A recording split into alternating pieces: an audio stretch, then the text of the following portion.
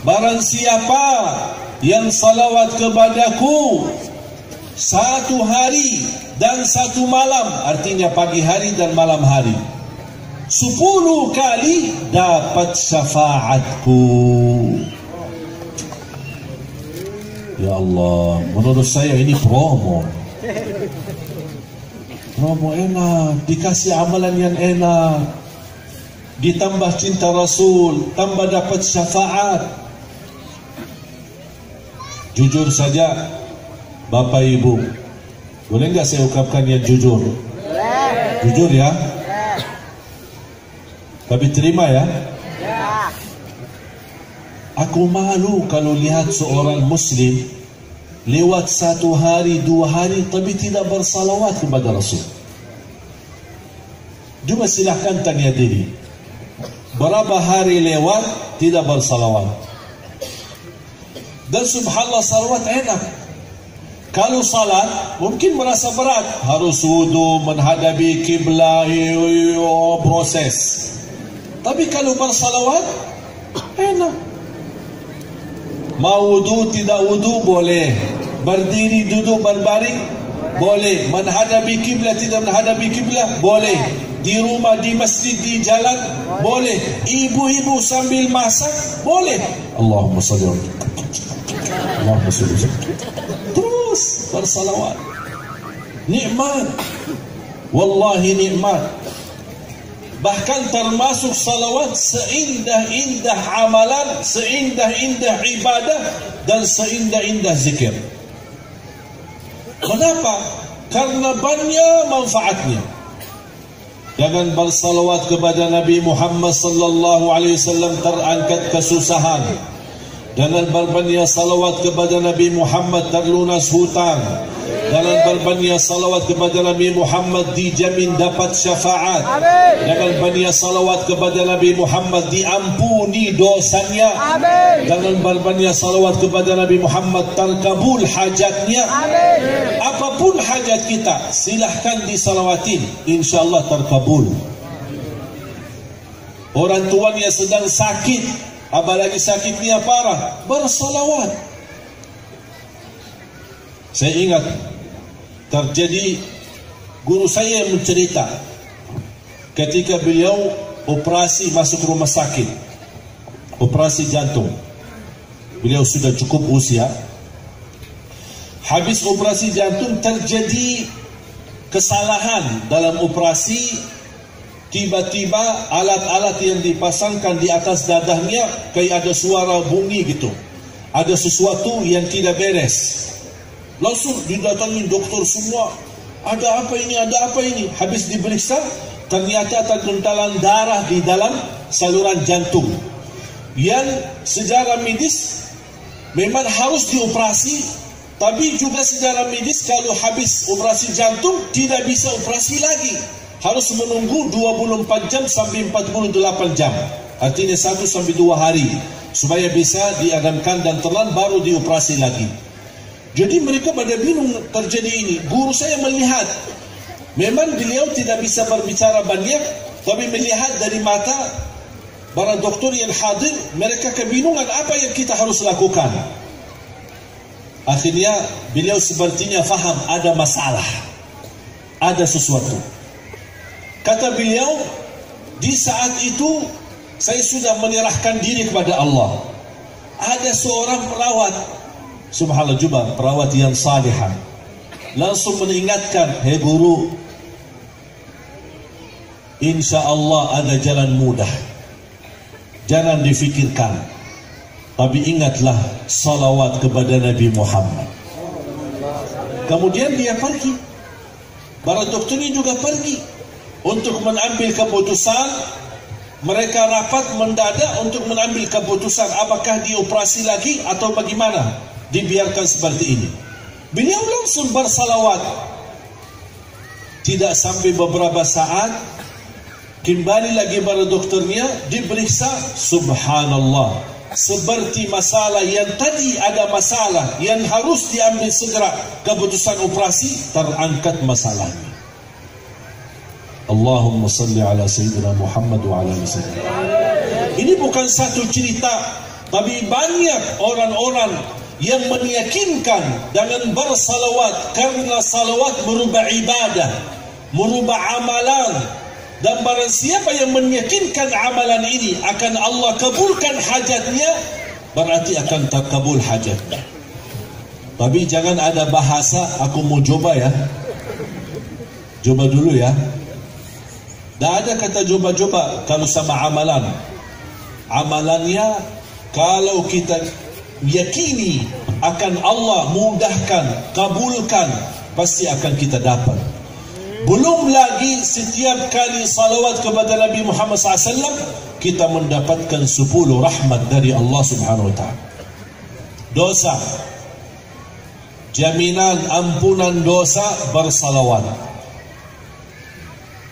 Jadi saya harap Bapak Ibu, insya-Allah mulai malam ini dan seterusnya, pertama, jangan lewat satu hari belum bersalawat kepada Nabi Muhammad sallallahu alaihi wasallam.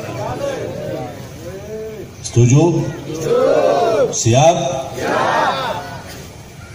Apa yang kita ucapkan dari salawat, yang kita bisa, yang kita tahu, kembali kepada kesukaan kita masing-masing. Ada yang suka salawat Badriyah, ada yang suka salawat Fatih, ada yang suka salawat Ibrahimiyah. Salawat Ibrahimiyah tahu nggak apa? Yang kita baca dalam salat disebut oleh ulama salawat Ibrahimiyah. Kenapa disebut salawat Ibrahimiyah? Karena di situ ada nama Nabi Ibrahim alaihissalam. Mana yang kita bisa? Silahkan. Yang penting jangan lewat satu hari dan satu malam belum bersalawat kepada Nabi Muhammad SAW. Lebih khusus lagi, lebih fokus lagi, lebih memberikan perhatian lagi di malam Jumat dan di hari Jumat. Makan bagi tangan kanan. Mengapa? Saya ingin mengikuti Nabi Muhammad. Bukan karena tangan yang kanan itu lebih baik. Itu memang hal sudah biasa. Tapi yang saya ingin, angkatlah di hatimu, aku mengamalkan ini karena ingin meniru Nabi Muhammad SAW. Pakai baju, pakai tangan yang kanan baru. Yang menapa? Rasakan di hati, karena itulah yang dilakukan oleh Nabi Muhammad SAW. Kalau pas mandi, siram air ke sebelah kanan, baru ke sebelah kiri, baru ke seluruh badan. Mengapa? Karena Rasulullah suka mandi seperti itu. Kalau pakai kaos kaki, yang kanan dulu, baru yang kiri. Pakai sepatu, pakai sandalnya, masuk rumah, masuk WC, pakai yang kiri, kemudian baru yang kanan. Kalau keluar, yang kanan dulu, baru yang. Mengapa saya lakukan ini? Bukan soal ini baik atau ini buruk, tapi saya melakukan ini karena Rasulullah suka melakukan seperti ini. Kalau kita bisa hadirkan ini selalu dalam hati, subhanallah, akan semakin bertambah cinta kita kepada Nabi Muhammad SAW. Termasuk pas kita lagi makan yang sudah ada di depan, yang sudah disediakan. Jangan kita makan, kalau kita di Arab makan satu numpang ya, satu porsi atau satu numpang besar, kita bersama-sama makan. Diajarkan oleh Nabi SAW kalau makan yang ada di depan. Jadi jangan dagingnya di sana gitu. Oh, lupa, maaf ya. Itu tidak sopan. Makanya di Indonesia nampaknya menghindari, udah piring masing-masing daripada pusing Pak. Silahkan ambil kesukaanmu Pak. Kalau tradisi di Arab memang tidak terbiasa seperti di Indonesia masing-masing. Ini menurut saya, mengapa di Indonesia tradisinya masing-masing pakai piring sendiri? Menghindari supaya tidak membuat orang tersinggung atau itu menurut saya ya. Indonesia merasa lebih sopan kalau masing-masing daripada ini ribut-ribut makan ini diambil salah makan. Tapi subhanallah, apalagi kalau kotak nasi kan pas Ramadan kan suka dibagi kotak nasi sahur atau pas buka puasa. Subhanallah, tapi masih ada yang suka mata panjang. Enggak mata panjang. Ya, pasti masjid dibagi-bagi kan kota-kota masing-masing.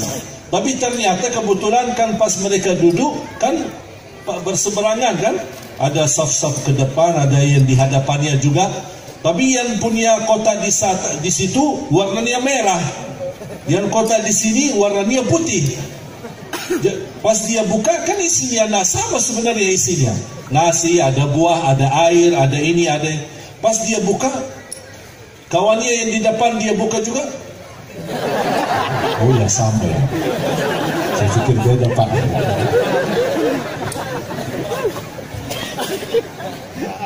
Makanya kalau kita di Arab, saya masih ingat pas Ramadan, kadang-kadang suka Ramadan di Masjid Nabawi. Kalau dibagi kota-kota seperti ini, ada orang melihat, oh ini orang Indonesia. Tahu. Dari Indonesia Pak, ya dari Indonesia. Oh tahu, saya tahu Pak.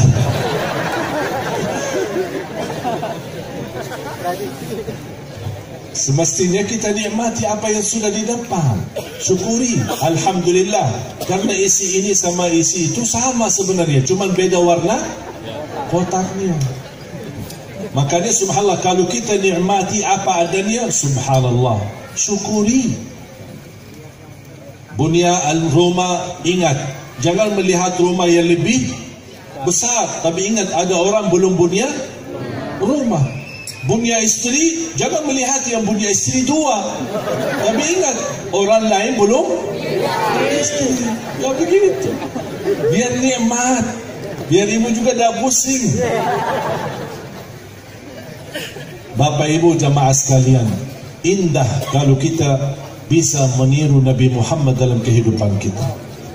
Sederhana, tapi wallahi di perasaan hati nikmat. Dari segi makan, minum, mandi, beraktivitas. Kalau kita juga di jalan, Rasulullah SAW kalau berjalan menuju masjid atau kemana saja, ada melihat sampah, melihat sesuatu yang mengganggu perjalanan orang lain, Rasulullah SAW suka angkat, geserkan, menjaga kebersihan supaya orang lain lewat tidak terganggu.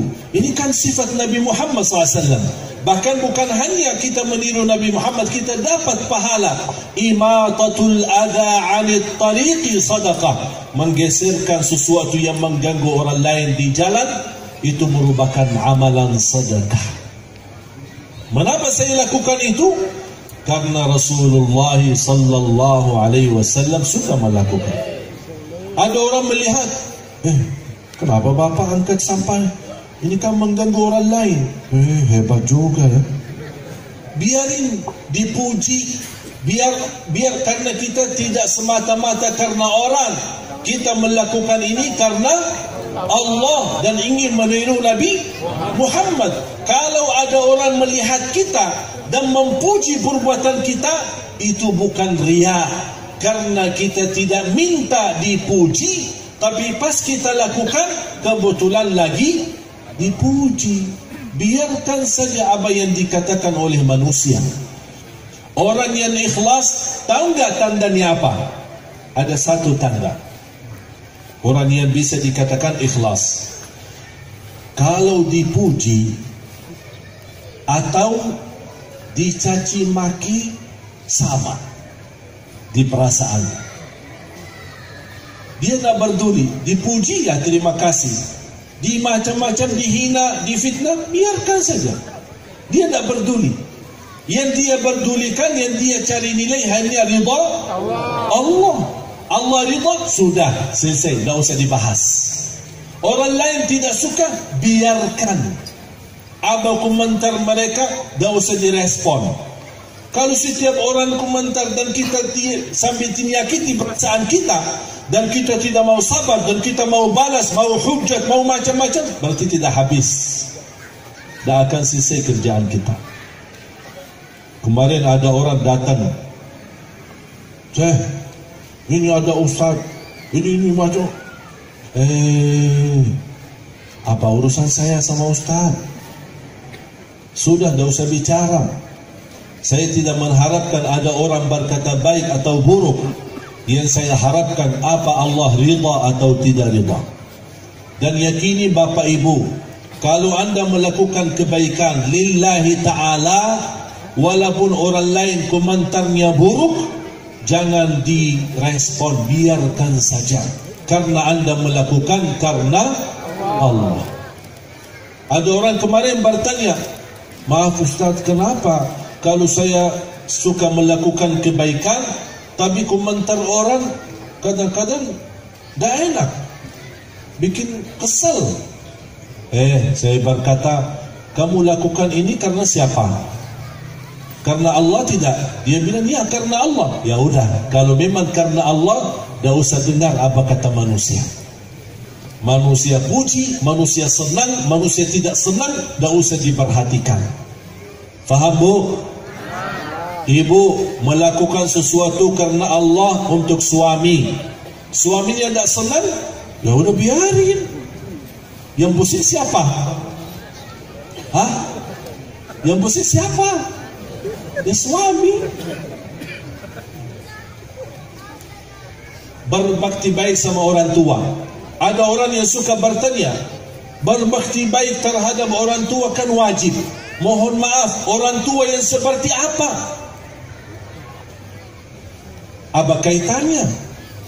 Apapun keadaan orang tua, tetap kita wajib berbakti baik. Orang tua baik, tidak baik, itu tidak ada urusan. Orang tuanya adil atau zalim, tidak ada urusan. Orang tuanya saleh atau jahat, tukang mabuk, tidak ada urusan. Urusan kita sebagai anak, wajib berbakti baik sama orang tua. Kalau kita kaitkan, kalau orang tuanya baik, saya berbakti baik, itu bukan namanya ikhlas, itu membalas kebaikan. Kalau orang tua buruk, kita balas buruk, itu namanya balas keburukan. Tapi kalau orang yang ikhlas, dia suka memberi yang baik, walaupun orang lain membalas buruk, walaupun orang lain menilainya buruk. Qul inna salati wa nusuki wa mahyaya wa mamati lillahi rabbil alamin.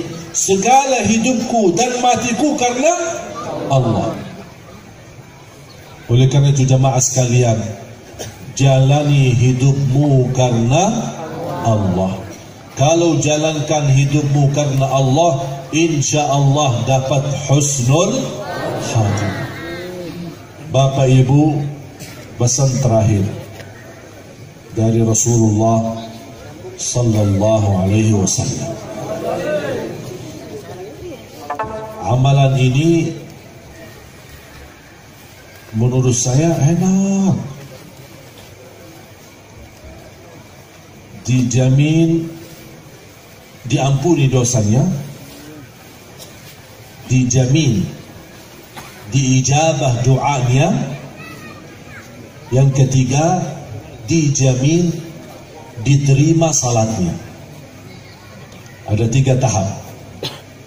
Dijamin diampuni dosanya, diijabah doanya, diterima salatnya. Ada amalannya dan ada tahapnya. Kalau kita lakukan tahap pertama, diampuni dosanya. Kita lanjut ke tahap kedua, berarti diijabah doanya. Kalau kita lanjut lagi ke tahap ketiga, berarti diterima salat. Apa amalan itu? Rasulullah sallallahu alaihi wasallam, kalau saya sebut nama Nabi Muhammad, wajib kita? Bukan sunnah, wajib. Kalau tidak bersalawat, berarti kita termasuk orang yang kikir. Kikir. Mau nggak jadi kikir?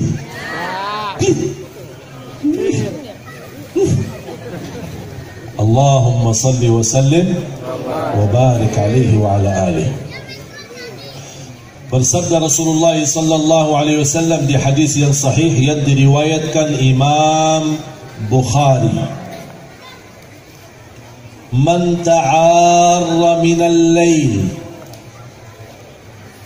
thumma qala la ilaha illallah wahdahu la sharika lah lahul mulku wa lahul hamd wa huwa ala kulli syai'in qadir. Subhanallah walhamdulillah wa la ilaha illallah wallahu akbar wa la hawla quwwata illa billah. Allahumma ighfir li. Allahumma, tahu enggak artinya Allahumma ighfir li? Tahu enggak? Allahumma ighfir li, ya Allah ampunilah. Rasulullah sallallahu alaihi wasallam bersabda di hadis yang sahih yang diriwayatkan Imam Bukhari, barang siapa yang bangun tengah malam, bangun kaget, dikejar anjing, mimpi, bisa nggak terbangun? Terbangun. Bangun karena mau WC, buang air. Bangun karena mau berpaling dari kanan ke kiri atau dari kiri ke kanan. Kadang-kadang kita agak sadar sedikit kan, baru lanjut tidur. Di situ sebelum lanjut tidur ada amalan. Jangan lupa. Apa kata Rasul? Barang siapa yang tiba-tiba bangun tengah malam, apapun alasannya, bangun karena mau tahajud, bangun karena mau masuk kamar mandi, bangun karena apapun alasannya, kata Rasulullah, sebelum bergerak dari tempat tidur, ucapkan amalan ini. Apa ya Rasulullah kami ucapkan? Ikuti saya. La ilaha illallah, wahdahu la syarika lah, lahul mulku wa lahul hamdu wa huwa ala kulli syai'in qadir. Subhanallah walhamdulillah wa la ilaha illallah wallahu akbar wa la hawla wa la quwwata illa billah. Allahumma ighfir li. Kata Rasulullah, barang siapa yang bangun tengah malam kemudian membaca zikir ini sampai dia berkata Allahumma ighfir li, diampunilah. Diampuni, bukan akan diampuni, tapi kata Rasul diampunilah. Ini tahap pertama. Kalau baca zikir ini sambil berkata Allahumma ighfirli, sudah hafal belum? Hah? Soalnya sekarang ngantuk ini Pak. Jadi ada yang kita hafal, ada yang lupa. Padahal menurut saya zikir itu sederhana. Semuanya pasti hafal kalimat la ilaha illallah yang panjang kan? Ya udah saya ulang lagi ya. Yang promo tidak apa-apa. Saya sebutin satu, Anda dapat dua. Saya sebutin dua kali, berarti sudah faham? Perlu nggak 3 kali? Perlu juga. Berarti boleh juga 3 istri. Kan kalau bahasa Indonesia, saya teliti kadang-kadang bahasa Indonesia. Namanya disebutin kan, kalau laki-laki suami, kalau perempuan istri, ya? Istri. Apa tri itu? Oh, saya teliti bahasa tri, bahasa Inggris. Istri berarti selama ini S1 ya. Mudah-mudahan Bapak Ibu bahagia selamat dunia akhirat. Yang sudah berkeluarga insyaallah sakinah mawaddah rahmah. Yang belum berjodoh mudah-mudahan dapat jodoh yang baik, yang menenangkan hati. Amin ya rabbal alamin. La ilaha illallah, wahdahu la syarika lah, lahul mulku wa lahul hamd wa huwa ala kulli syai'in qadir. Subhanallah walhamdulillah wa la ilaha illallah wallahu akbar wa la hawla wa la quwwata illa billah. Allahumma ghfir li. Sudah hafal? Coba angkat tangan yang sudah hafal. Angkat tangan.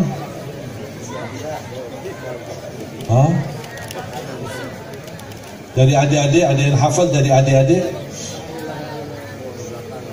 Adik-adik yang sudah hafal mana? Coba. Yuk. Bu sudah hafal? Sudah? Bisa nggak bacain? Coba. Boleh berdiri?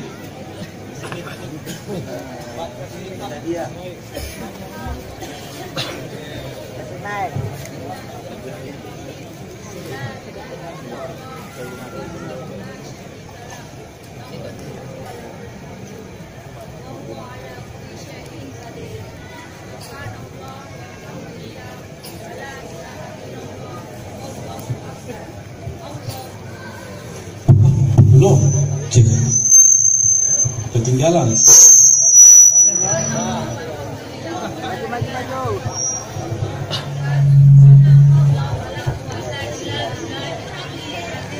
Wala hawla wala quwwata illa billah. Coba maaf ulang lagi. Biar kita dengar suaranya. Bismillahirrahmanirrahim. Nggak ada bismillahirrahmanirrahim. Saya dah sebutin bismillah. Subhan la ilaha illallah wahdahu la syarikalah lahul mulku wa lahul hamdu yuhyi wa huwa ala kulli syai'in qadir. Subhanallah walhamdulillah wa la ilaha illallah wallahu akbar wa la haula wa la quwata illa billahil aliyyil azim. Wa la haula wa la quwata illa billah. Allahumma firli. Betul, luar biasa. Tepuk tangan dong. Bapak Ibu, kita harus fahami, kalau kita baca satu doa, bukan berarti misal ada seperti tambahan, misal la haula wala quwata illa billahil aliyyil azim. Soal boleh saja. Tapi mengapa saya berkata? Karena saya ikuti sesuai yang disampaikan oleh Rasul. Tidak ada satu huruf tambah, tidak ada satu kalimat tambah. Ada satu riwayat yang lain yang bukan seperti amalan ini. La ilaha illallah wahdahu la syarikalah lahul mulku wa lahul hamd yuhyi wa yumit. Ada, memang ada. Barang siapa yang membaca 10 kali akan diampuni dosanya. Itu habis subuh dan habis maghrib. La ilaha illallah wahdahu la syarikalah lahul mulku wa lahul hamd yuhyi wa yumit wa huwa ala kulli syai'in qadir. Berapa kali? 10 kali. Tapi yang khusus ini pas bangun tengah malam tidak ada kata yuhyi wa yumit. La ilaha illallah wahdahu la syarikalah lahul mulku wa lahul hamd wa huwa ala kulli syai'in qadir. Tapi misal kalau ada orang baca, dia karena sudah terbiasa bagi yuhyi wa yumit dan dia baca, tak apa-apa. Maksudnya itu hal karena mungkin lidah kita sudah terbiasa. Allah Maha tahu niat kita, bukan niat kita ingin seolah-olah lebih hebat atau bertambah. Tidak, kita hanya ingin mengamalkan apa yang dilakukan oleh Rasul sallallahu alaihi wasallam. Allahumma ghfirli. Kita dapat apa? Diampuni Allah. Itu tahap pertama. Tahap kedua apa? Kata Rasulullah, wa man da'a, habis zikir ini kita masih di tempat tidur nih. Wa man da'a ustujiba lahu, dan barang siapa yang berkenan habis itu berdoa, diijabah doanya. menurut saya ini amalan dijamin 100% kita dapat. Doa walaupun dalam keadaan berbaring di tempat tidur, walaupun mohon maaf keadaannya belum mandi, dalam keadaan junub atau hadas akbar, boleh kita berdoa. Doa tidak harus angkat tangan. Kita dalam keadaan berbaring bisa berdoa. Misal ada sebuah hajat, besok anaknya mau ujian, ya Allah mudahkan ujian anakku, terkabul. Itu sudah ada jaminan dari Rasul, diijabah oleh Allah. Doa itu tidak harus panjang. Doa walaupun hanya sebuah kata, satu kata, sesuai hajat kita, keinginan kita. Ya Allah, besok mau melamar sebuah kerjaan, mudahkan ya Allah kerjaan yang baik.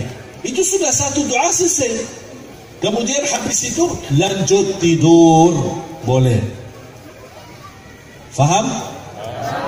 Jadi doa walaupun sebentar, karena di situ kesempatan emas, kesempatan luar biasa, diijabah sebagaimana jaminan Rasulullah, diijabah oleh Allah Subhanahu wa taala. Misal ada satu dosa yang belum kita bisa tinggalkan, bisa anda habis zikir ini, anda doa, ya Allah kuatkan iman aku biar saya mampu meninggalkan dosa ini dan taubatan nasuha. Itu saja cukup, tidak perlu panjang-panjang. Cukup doa satu kali, sudah dijamin oleh Rasulullah SAW, diijabah oleh Allah Subhanahu wa taala. Ini tahap yang kedua. Habis itu boleh nggak saya lanjut tidur? Boleh tidur. Tapi ada tahap ketiga kalau masih berkenan. Tahap ketiga apa? Kata Rasulullah, wa in qama fatawadda'a wa shalla qubilat salatuhu. Kalau dia berkenan, bangun, ambil air wudu dan salat, diterima salatnya. Salat apa? Terserah. Sunnah wudu, sunnah hajat, salat taubat, tahajud, salat malam, apapun, silahkan. Apapun salatnya di situ, diterima salatnya. Subhanallah. Makanya jemaah sekalian, jangan sia-siakan. Walaupun hanya 2 rakaat. Belum witir, boleh witir 2 rakaat, kemudian salam, habis itu lanjut 1 rakaat. Berarti salat itu diterima oleh Allah, diterima salat 2 rakaatnya dan diterima witirnya. Karena Rasulullah SAW bersabda, Inna Allaha witir, yuhibbul witir, fa'autiru. Allah maha witir, Allah cinta witir, dan jagalah witir, kata Rasulullah SAW. Sudah faham? Habis amalan ini, tahap pertama dapat diampuni dosanya, tahap kedua diijabah doanya, tahap ketiga diterima salatnya. Kalau bisa tiga-tiganya, alhamdulillah. Atau satu-satunya atau salah satunya, boleh, sesuai kemampuan kita masing-masing. Jelas? Baru saya baca lagi doanya, zikirnya satu kali, boleh?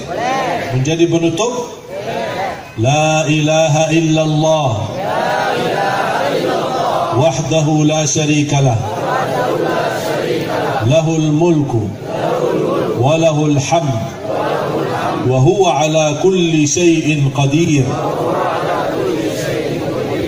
Subhanallah, walhamdulillah, wa la ilaha illallah, wallahu akbar, wa la hawla wa la quwwata illa billah. Allahumma ghafirli. Habis itu berdoa kalau berkenan. Kalau tidak berkenan, tidak apa-apa, sah amalannya, lanjut tidurnya.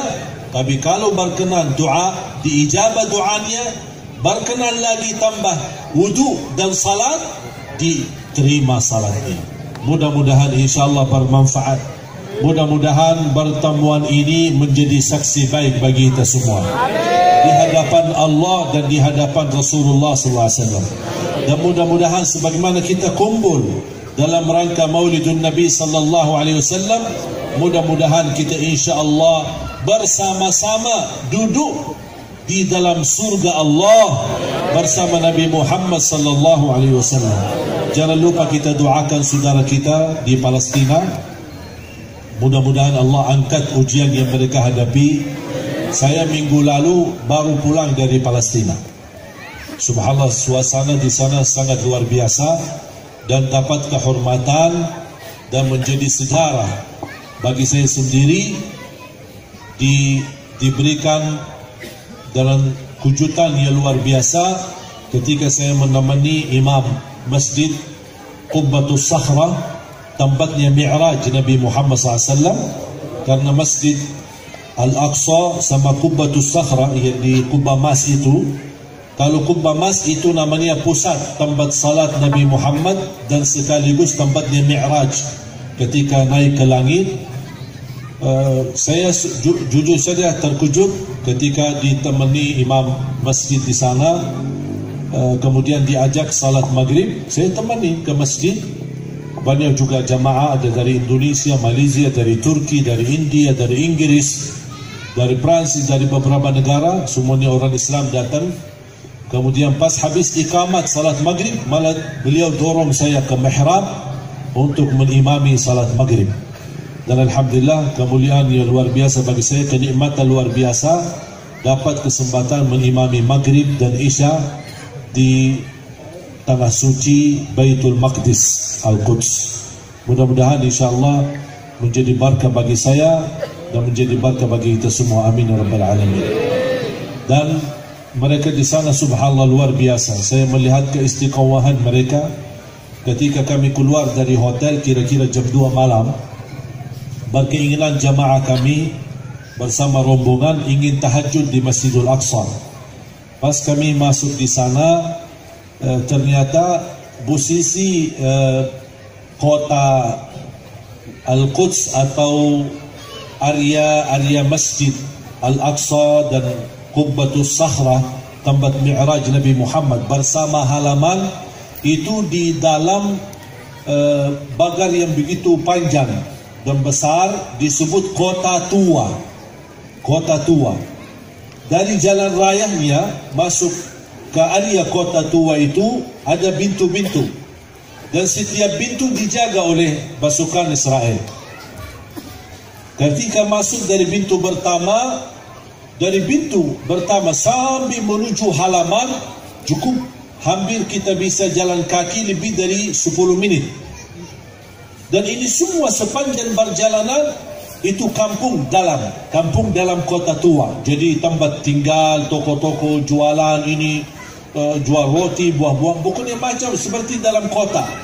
Dan semua asli orang-orang penduduk di sana, istilahnya yang disebut kata Al-Maqdisiyin.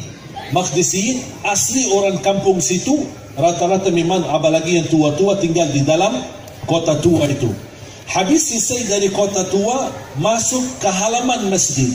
Sebelum masuk ke halaman masjid, ada pintu lagi. Dan pintu memang terpisah, tidak semua pintu dekat. Mungkin ada satu pintu di sini di utara, ada satu lagi di selatan, ada satu lagi.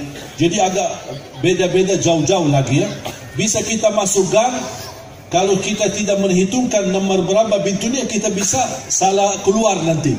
Ke arah mana, beda-beda jalan. Di situ di pintu kedua ada juga pasukan Israel jauh lebih ketat dengan senjata-senjata, dan mereka berdiri dan menutupi pintu. Dan kami berdiri dari jam 2 sampai jam 4 subuh. Ternyata mereka masalah membuka itu terserah mereka, kesukaan mereka, apa seenak mereka. Jam berapa kita tidak bisa tentukan, mereka yang menentukan. Sampai jam 4. Jam 4 kira-kira sebelum azan subuh 55 menit. Habis dibuka pintu baru kita bebas bisa masuk. Saya melihat, kenapa saya cerita ini, yang menarik perhatian saya, di saat saya berdiri, saya melihat ada orang Palestina yang tua-tua, ada yang 70, 80, dan mereka Masya Allah fisik sihat, dan mereka di situ duduk hanya menunggu pintu masuk. Saya bertanya, Pak, seperti ini gimana? Itu sudah bertahun-tahun Pak, udah biasa. Kami datang dari jauh, dari rumah, ya duduk di sini, duduk manis lah. Sampai mereka buka pintu. Kadang buka jam 2, kadang buka jam 3, kadang buka jam 4, bahkan kadang-kadang buka pas azan subuh. Jadi kita tidak berkesempatan tahajud. Saya bayangkan, kami aja yang datang sebagai berkunjung saja, ziarah saja, silaturahim saja, hanya 2 hari atau 3 hari, langsung merasa sakit hati, tersinggung. Kita mau ke masjid aja, kita ditahan.